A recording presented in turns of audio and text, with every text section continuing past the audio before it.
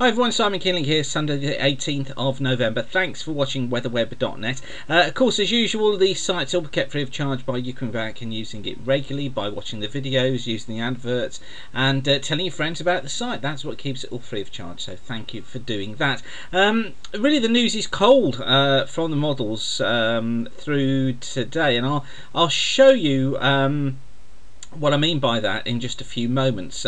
All the emphasis is certainly on colder weather. It looks an interesting development over the next week to 10 days or so, but I'll show you more of that in just a moment. Let's just get the short term out of the way first of all.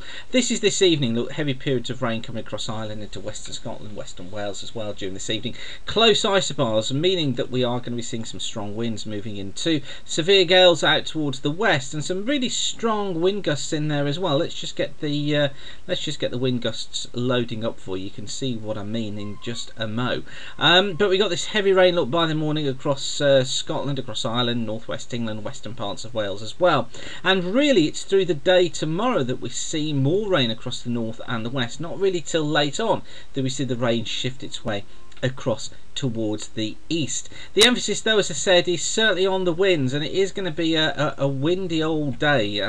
Let's just scan through here. Look, these are the winds at midnight tonight. Already got 50-mile-an-hour plus winds coming up through the Irish Sea by then, and then by 6 o'clock in the morning, sorry, we've got 50-mile-an-hour plus for southern parts of Scotland, the far northwest of England, and 55 to 56 mile-an-hour gusts going up through the Irish Sea. Perfectly feasible winds, those. And then through late tomorrow morning, early tomorrow afternoon, we find winds hitting these eastern coasts of 50-mile-an-hour gusts again, but you notice how they decrease quite rapidly from the west. So we've got this kind of push of strong winds that are going to move through the country in the next 24 hours. And then what we find is through Monday evening, we find it goes dry for a time, but then more rain arrives in the south again.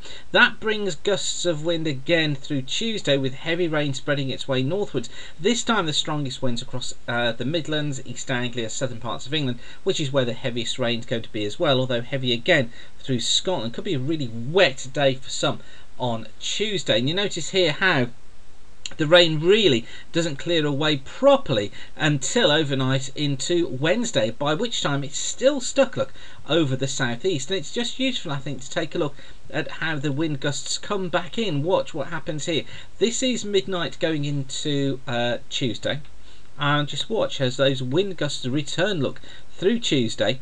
And they affect these kind of Midlands and eastern parts of England with 40-mile-an-hour plus winds in these areas. Again, perfectly feasible speeds.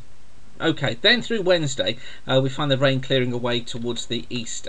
Did I mention that Wednesday was my birthday? Oh, I might have done once or twice. Anyway, so we notice the rain clearing off towards the east, and it becomes brighter from the west during the day on Wednesday. We find showers, though, affecting western coast of Scotland and Western Ireland. Again, look, the winds are going to be returning. So if we look at the wind gusts, you'll notice what happens here. Look, in come the wind gusts again during the course of Wednesday afternoon. 50-mile-an-hour winds touching western parts of Scotland and western parts of Ireland. More generally, look, wind speeds getting up and gusting to 40 miles an hour across Ireland and much of Scotland as that windier weather arrives.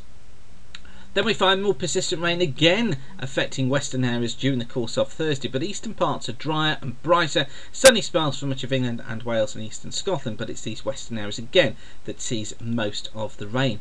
And then this area of low pressure swings through during the course of Friday, and that brings unsettled conditions to much of the country. Strong winds surrounding that too. I think confined at the moment to Cornwall and Devon, and probably across the far southeast. The strongest winds tracking across northern parts of France. But it's a system we need to watch carefully for exactly where this becomes positioned, because again we could find some very strong gusts of winds associated with it. Let's just go forward to Friday and see what's on there. Look, see, there are the strong winds during the course of Friday. Look, just skirting their way southwards, 40-mile-an-hour plus. We just need to watch for exactly what happens to that. And then eventually the low clears away eastwards. We get cooler conditions introduced with a ridge of high pressure building in, and that sets us up really for higher pressure just building to the south of the country. Temperatures are going to be falling there, and we find more rain and more fronts moving in from the west as we head into the early part of into Sunday and into the early part of next week. Look, with strong winds once again returning. So I did mention the idea of cooler conditions ahead, and I guess before I show that chart, let me just show you that one. This is from the ECMWF, and what it shows you is is temperatures, sorry, going through to the 28th of November. You notice how we get this sort of mild push through the course of Tuesday with that milder air coming in, but then look how temperatures fall away, and it's even more graphically shown on these charts from the GFS ensemble, which shows surface temperature. And again, look at this fall away that we see in temperature during the course of this week, until it kind of still falls off, look, right the way into the end of next week and into the early part of the weekend after next. It's something that we need to keep our eye on. So what exactly is going on? Now this is the 7 to 10 day mean of the 500 millibar flow, which is going from next Sunday through to Wednesday the 28th of November. And just notice how we've got this ridge of high pressure, look, in the middle part of the Atlantic with above normal heights here, and both on the ECMWF on the left and also on the GFS on the right, we've got this ridge there. So this is indicative of blocking starting to take place. And look at this, we've got 1, 2, 3 big ridges. We've got 1, 2 and a bit big ridges showing on the GFS, but this is the start of quite a cold pattern. What happens here, look, if we just go through it, is that this ridge here in the North Pacific goes up over the pole, brings very cold air down into the western part of the states, and it deepens this trough here. That then builds this ridge here that you can see, takes air northwards, picks up some colder air, brings it back into this trough here off the eastern states, which then builds another trough, sends warm air northwards, gets it into Greenland, and then brings that down through the British Isles. Now, what that means is that with the air originating over Greenland, it's not desperately cold at this time of year, but it's still chilly, and that's what we see when we see that sort of temperature profile. That's not a desperately cold temperature profile for the time of year, for the end of November, beginning of December, but it is cool, and it's exactly what you would expect to see with this scenario playing out. And just run through the sequence here, you can probably see even more. This is the PSU Ewell site, and let's just see if we can get the sequence going here. Okay, so that's 48 hours. Look, here's the deep trough in the middle part of the Atlantic. Now just watch what happens. Look, our trough moves through as we go through the period here, and what we find is that the ridge then builds. Look, this is 240 hours, so this is Wednesday the 28th. Look, here's the real ridge building over the west of the UK and up towards the north of the UK too. And then as we go on further, notice how the model is maintaining that higher than normal height across the northern parts of the Atlantic, going into Greenland and into Iceland, and that has all the signs of a blocking area of high pressure getting into that zone. And just notice as I run through the sequence here, watch the trough coming up through the south of the UK into the Bay of Biscay and into the west of Europe. Now, what the ensemble model likes to do is it likes to bring everything back into a proper westerly. So when we get a feature like this showing on the model, this is indicative that it's seeing something taking place, and it's normally a good gauge of confidence that if it sees it, it normally does happen. So high pressure at the surface would probably be in here somewhere, which would mean that we go into more of a north or even northeasterly flow.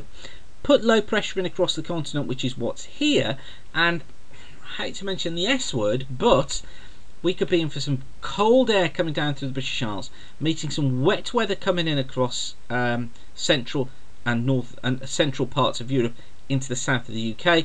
Put those two together, there's a recipe there potentially for sleet and also for snow across England and Wales. Something we need to keep an eye on. Don't go running around telling everybody snow is coming, there's going to be a blizzard. Please don't do that.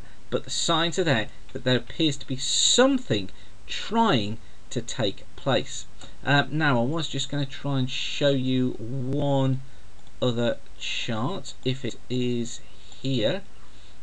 Just wanted to pick up on the CFS. So if we click on the CFS page, let's just see if we can get this loaded up for you quickly. Just wanted to show you how the CFS is looking today. Okay, this is week 1, so this is the week ending 24th of November. Temperature, mean maximum temperatures 24th of November. Let's go into week 2, 1st of December. Look, cooling down. So this matches the idea of the Where are we? Did I get rid of it? No. Matches the idea of the GFS ensemble. This idea of cooling temperatures, look, getting into the early part of December. Okay, so then let's go into week 3. Not that one, we want that one. So week 3 is going to take us up to the 8th of December. And again, look, we're still relatively cool, so we're still into this track here, still main spell from, where are we? So this is going to be during the spell up to week 4, which is going to be taking us through to the 15th. And see a little bit of an increase in temperature, 6s and 7s. Okay, well, let's just see what happens. But then watch this. This is week 5, so this is up to the 22nd of December. We start to see a fall, 3, 4, 5 degrees. Okay, now watch this. This is Christmas week. Wow, that's significantly colder. Just look at how it shapes up across Europe as well. These are much, much colder conditions getting in around that Christmas period. And week 7, it keeps it cold. So it's keeping it cold through into the new year as well. It keeps it cold to the 12th of January. Okay, and let's just see what happens at week 9. You can go through these at your leisure, but it warms it up then, week 9, which is 19th of January. So it's seeing, I think this could be one of our first cold plunges. We need to watch the CFS. We need to see how it shapes up, because it does kind of flip and flop around. But it's interesting, it's picked up on this cold spell that matches in with a GFS ensemble. Could be that we're heading for quite a chilly December. Okay, right, I'll keep you updated over the next few days, but that's enough for now. Thanks for watching. As I said, the sites get free of charge by the adverts around the screen, so by you coming back and using the site, that's what keeps us free of charge. Thanks again for watching. Keep the sun shining. We may need to be preparing to wrap up warm. See you soon. Bye for now.